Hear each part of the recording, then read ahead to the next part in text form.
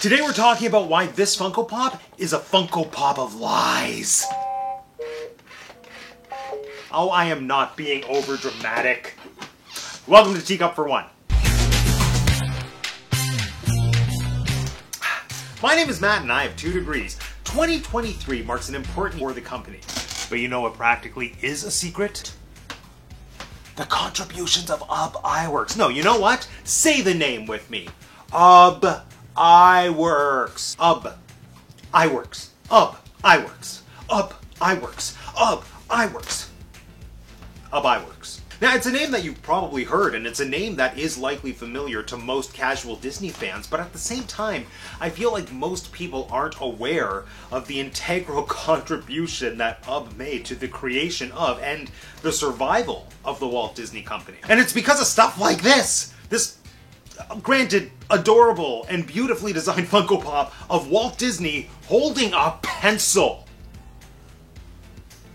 with a sketch pad of Mickey as Steamboat Willie. Like, this Funko Pop embodies the Walt was the sole mastermind behind Mickey Mouse, the fairy tale, the fable of Americana, that Walt Disney, down on his luck, was riding a train one day, and then maybe he saw a mouse, like, running through the train compartment. Maybe he saw a mouse in his imagination, but he was on a train and thought, you know what? I'm going to create the world's most famous cartoon mouse. It's... And that's not to say that Walt didn't have a hand in creating Mickey Mouse, because obviously he did. Mickey is Walt Disney. Mickey's an extension of Walt Disney, but Mickey was a collaborative effort between Walt Disney and UB Iwerks. And the fact that Walt is holding a pencil in this pop, that's gross. It's implying that he drew Mickey, and, like, we'll get into it, but spoiler alert, he didn't. So anyway, this is not going to be a video essay on the history of UB Iwerks and his contributions with Disney. Like, it was going to be, but then I realized a bunch of those videos already exist on the internet, and there is also one incredible documentary called The Hand Behind the Mouse. It might be The Hand Behind the Mouse, the UB Iwerks story. Anyway, it's this incredible documentary that was actually produced by Disney, but has never yet been on Disney+. More like Disney sus, if you ask me. So instead, I just wanted to do a rapid-fire list of things that the Walt Disney Company and the Walt Disney community would not have today were it not for the efforts and contributions of UB Iwerks. And I specifically picked 23 things because... like, obviously. But before we get to that, 2 important things. First, give this video a big thumbs up if you know who UB Iwerks is. Today's video sponsor, me! The Teacup for One t-shirt t-shop is now available for you on Etsy, celebrating your favorite fandoms and mine from theme parks to theater. Check out the Teacup for One t-shirt t-shop today and you can get your very own Walt would be rolling in his grave t-shirt for yourself, amongst many other designs. But anyway, if you see a shirt that you like, use the promo code 20teacups and you can save 20% off your order. It's that easy. Anyway, with that said, back to talking about UB Iwerks. So yeah, a list of 23 things that we would not have today if it weren't for UB Iwerks. Number 1, The Simpsons episode, The Day the Violence Died. Now, I'm aware, it's kind of weird that I'm starting off this list of Disney things that we wouldn't have if it weren't for UB Iwerks, and The Simpsons is a very recent Disney acquisition. It's not even really a Disney property, but like, hear me out. If you're a Simpsons fan, this is the episode where Bart and Lisa meet the true creator of Itchy and Scratchy, a homeless man who went uncredited for his work and then had to watch as his creations became cultural icons worth billions. So this episode is, like, obviously a very sensationalized version of the Walt and UB story, but there are still some very clear parallels between the 2 pairs. First off, in this episode they reveal that Itchy was introduced to the world as Itchy the Lucky Mouse.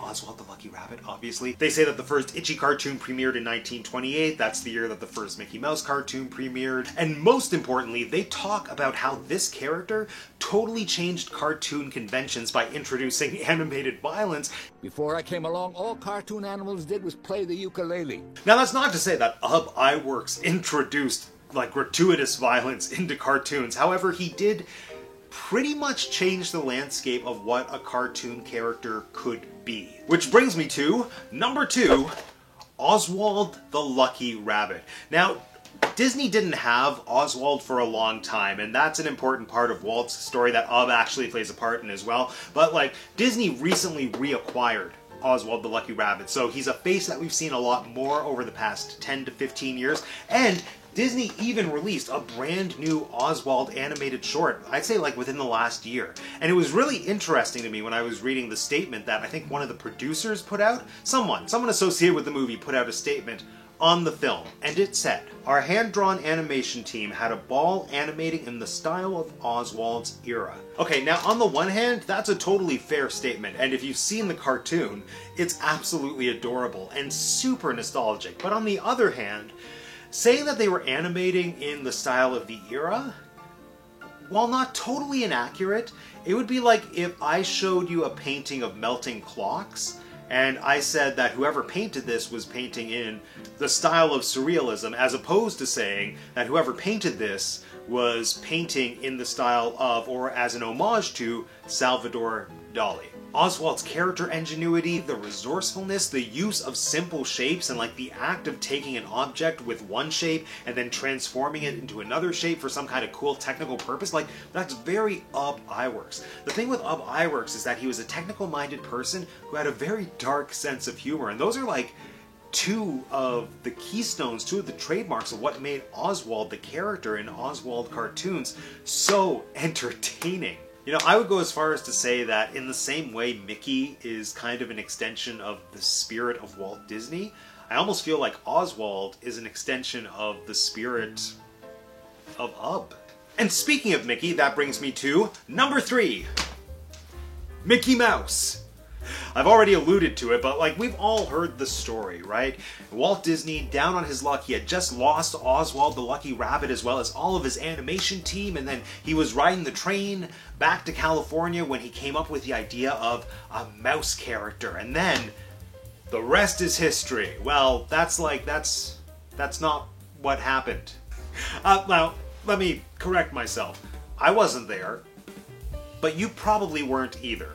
And to be fair, that is the story that I think Walt told. The story, as I understand it, based on that incredible documentary that everybody needs to watch, The Hand Behind the Mouse, the Ub Iwerks story, which I trust, is that Walt gets to California. He gets together with Ub. The two of them, starting at square one, decide, okay, we need a new cartoon character, we don't have Oswald anymore, and then they tirelessly brainstorm on different types of characters that could find the same success as Oswald. Obviously, they couldn't do a rabbit because they just lost their rabbit. Cats, everyone loves cats, except there were already too many cats. Hashtag Felix the cat. Dogs, like who cares about dogs? I don't know. But then eventually they landed on a mouse. That was when Ub got to work drawing different concepts for the character that eventually became Mickey. Ub, I'm like 99.9% certain, is the person who drew that Mickey Mouse concept drawing that's currently on display in the Disney 100 exhibit. Because here's the thing, Walt Disney famously and notoriously could not draw Mickey Mouse.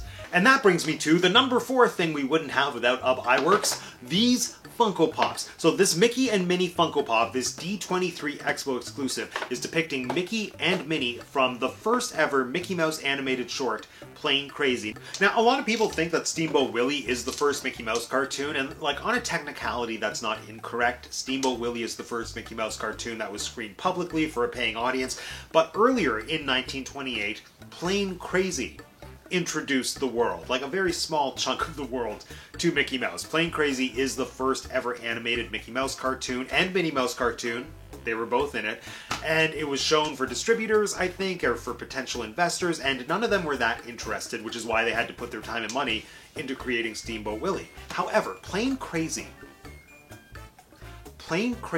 was entirely animated 100% by Ub Iwerks. Not only did Ub Iwerks animate Plane Crazy by himself, he did it with a time crunch. The man was putting out, allegedly, up to 700 drawings a day just to get this movie ready. I can't even write like 700 words a day. My hand will cramp up. Number 5, Minnie Mouse, but a little bit more than that. What Minnie Mouse represents in terms of personality animation. The Disney Studios are known for being among the pioneers in personality animation. This whole idea of moving animated characters outside of just being stock characters doing random funny things and actually developing them into characters with personality. I mean, Ub was instrumental in that. That's part of the reason that Oswald was so popular, and right away in the very first Mickey and Minnie cartoon, you see that at play between Mickey and Minnie. I mean, visually, the two of them are virtually identical. That continues to be the running joke to this day, that Minnie Mouse is just Mickey Mouse in drag. But Ub animated both mice with such distinct personalities that right away they were cemented as totally unique characters. Number 6. The number 6 thing we wouldn't have were it not for Ub Iwerks, the Sparkling Dreamers drama. If you know, you know. But also, multiple Etsy stores. And also, the Year of the Ear box swap. Again, if you know, you know. And also, this delightful headpiece that I'm going to wear right now. I didn't take the tags off because I didn't want to. You know what I'm getting at. Mouse ears. Were it not for Ub Iwerks, we would...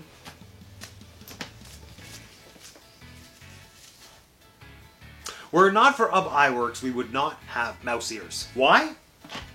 Because Ub Iwerks was a genius at creating characters using basic shapes, and as the hand behind the mouse, he created the iconic silhouette. Number 7, Steamboat Willie.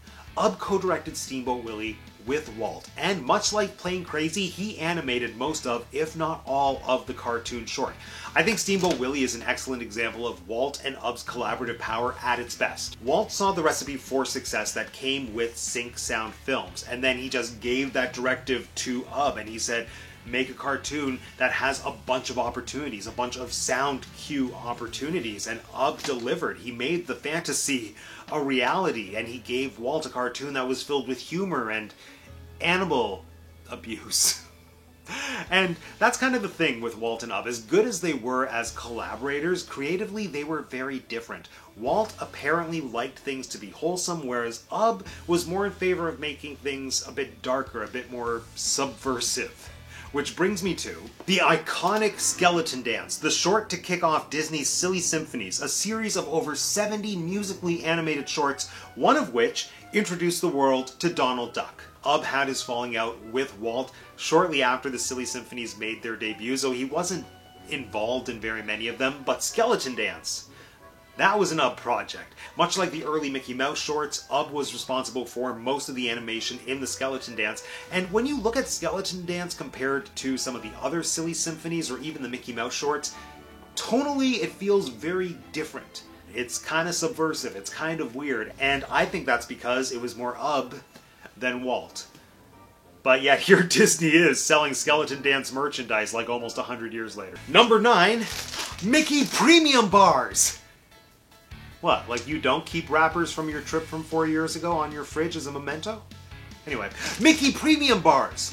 Why? Because Ub Iwerks was a genius at creating... He had his falling out with Walt and he had left the studio, but Ub did create a multi-plane camera 5 years before William Garrity created one for Walt Disney Studios. The key difference between the two cameras is that Ub's shot horizontally, whereas the multi-plane camera used by the studio shot vertically. I guess technically, we wouldn't have the classic Disney, like, vertical multi-plane camera if it weren't for Ub. I don't know. This one's a stretch. I just wanted to acknowledge that Ub invented a multi-plane camera before Disney got one of their own. And you know what? If Disney had treated Ub better and Ub stayed with the studio, Disney would have had a multi-plane camera 5 years earlier. Imagine the possibilities. Number 11.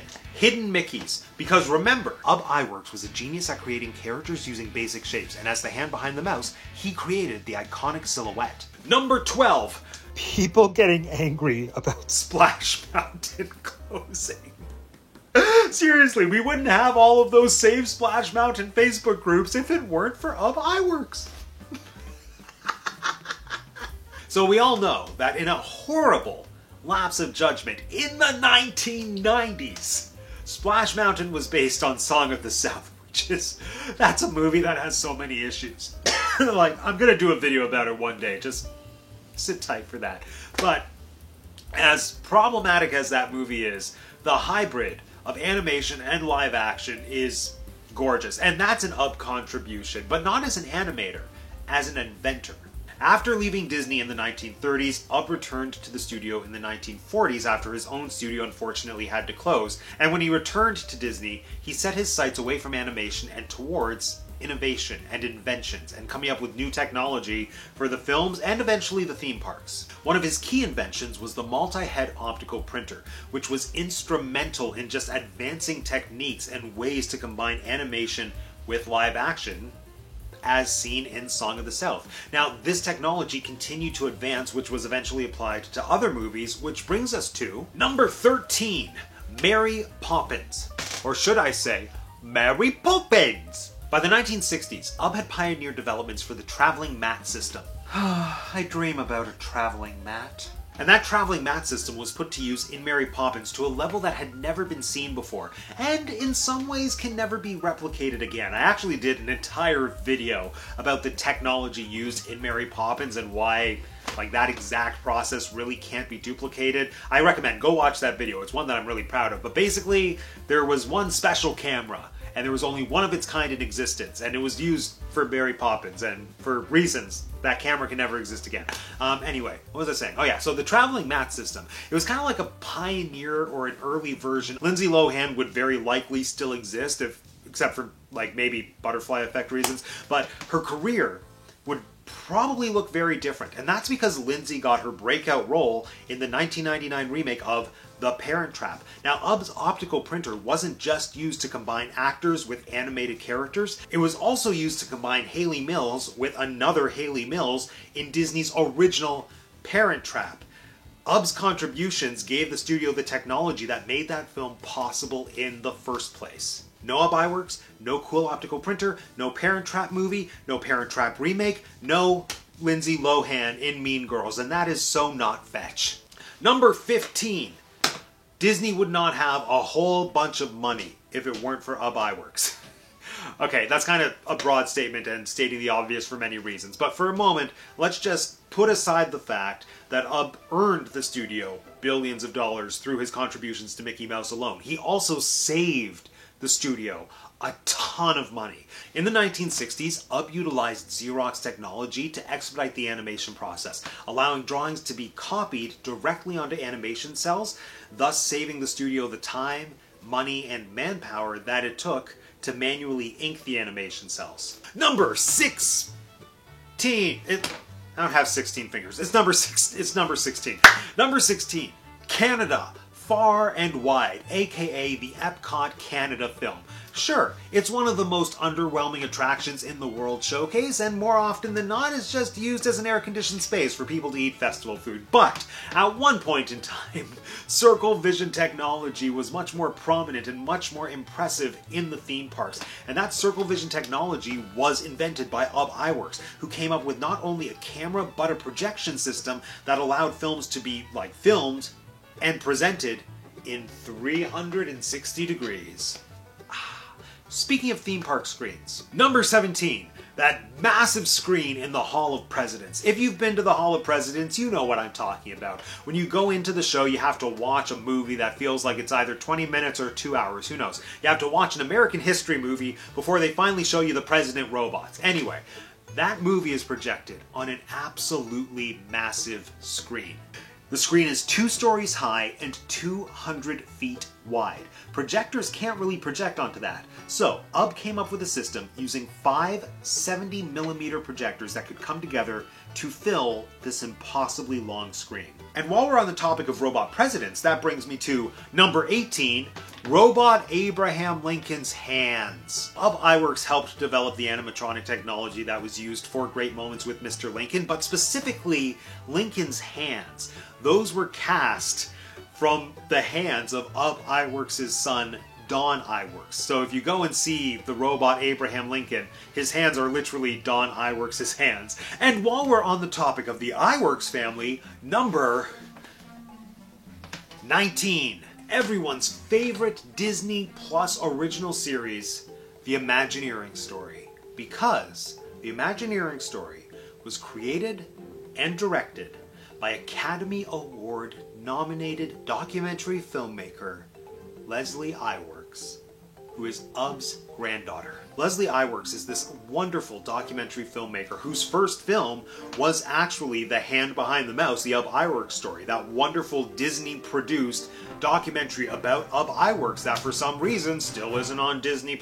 She has done some other projects for Disney, like the Pixar story, but her overall body of work is so incredibly diverse. She usually does pieces that are focused on pop culture and history. She actually had a film at Cannes this year chronicling Warner Brothers' 100th anniversary, but she has also made films that have nothing to do with the entertainment industry. Like, she has some very prominent films that are focused on environmental issues.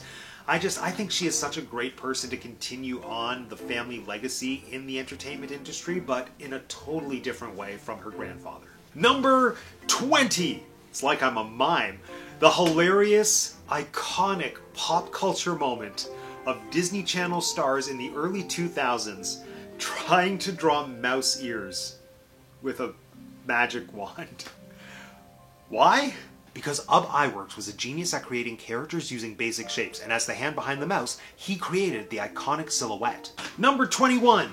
This Funko Pop. Yeah, it's the glow-in-the-dark Madame Leota. Now, Haunted Mansion is famous for having these incredible practical effects that still hold up like over 50 years after the attraction opened. And Madame Leota is one of the most iconic characters and most iconic effects in the entire attraction. Now, not to discredit Yale Gracie, because obviously Yale Gracie is the person who made a lot of the Haunted Mansion magic happen, but Ub worked closely with Yale Gracie to help develop the technology to project faces onto static objects in a technically viable way that could hold up for continuous use for multiple hours a day, which is necessary for a theme park attraction. His contributions helped make Madame Leota a reality, as well as number 22, the singing busts. When the cryptos creak and the tombstones quake, spirits come out for a swing and wake. Ub designed a 16mm projection system utilizing 5 projectors, all synced to the audio in order to make all 5 busts sing in unison. And finally, this brings us to number 23, the number 23 thing that we would not have in the Disneyverse if it weren't for the contributions of Ub Iwerks, and that is Disney. Just Disney. Disney Studios. Call me melodramatic if you want, but I honestly do not believe Disney would be what Disney is today in any capacity if it weren't for Ub Iwerks. Now, to be fair, Disney has gotten better at acknowledging the contributions of Ub Iwerks, but I feel like they put him in the same camp as someone like, say, Mary Blair or Mark Davis or the Sherman Brothers, and even that is giving Disney too much credit, because I think they celebrate those artists in the way that they totally deserve to be celebrated. Like, if you just drop any of those names, you know their work, you know their style, their aesthetic, you know what their contribution was to the company. If I say Mary Blair, you might be thinking Small World, Peter Pan, Alice in Wonderland. If I say Mark Davis, you might think Haunted Mansion, Pirates of the Caribbean, Maleficent, Alice, those wonderful characters that he animated. If I say the Sherman Brothers, you think of all the incredible songs that they contributed to, like Mary Poppins, The Enchanted Tiki Room, Carousel of Progress, Bedknobs and Broomsticks. If I say Ub Iwerks, you probably think that's a funny name. But what you should be thinking is Mickey Mouse. I don't think it's out of line to say that Ub deserves as much respect and recognition as Roy Disney. Like, we all know the company would not have survived without Roy's contributions. And Roy gets a flippin' statue on a bench next to Minnie Mouse, who Ub created. And we get that Roy statue in the middle of Walt Disney World. Where's Ub's statue? Because if the company wouldn't have survived without Roy, the company probably wouldn't have existed in the way that it does now without Ub. Ub was the man behind the mouse. Ub was the one animator who stuck with Walt when all of his other animators left, and he created for him the studio's most iconic, recognizable character, Mickey. And he's the first person who drew Mickey. So, as far as I'm concerned, this is an Ub Iwerks Funko Pop. Which actually isn't too far off, because as far as Funko Pop aesthetics go, this could actually pass for Ub Iwerks. It has the mustache, and that's about it. Anyway, friends, we love Ub Iwerks on this channel. And with that, this concludes yet another episode of Teacup 4-1. Now let me know in the comment section down below, did you know about Ub Iwerks before watching this video? What do you think about Ub Iwerks? Does he deserve a statue in Walt Disney World? Because I think he does. Actually, no, that's my question for today. Where would you put the Ub Iwerks statue in Walt Disney World? And if you want to be the first to know when I release more videos talking about Disney, history, Shakespeare, cats, Funko Pops, make sure you subscribe to the channel if you haven't subscribed already. And if you haven't subscribed already, it is so easy. All you have to do is click on my face. Thanks for joining me again today, everyone. My name is Matt, and I have 2 degrees, and that's the T cup for 1. Say it with me. Ub Iwerks, Ub Iwerks, Ub Iwerks.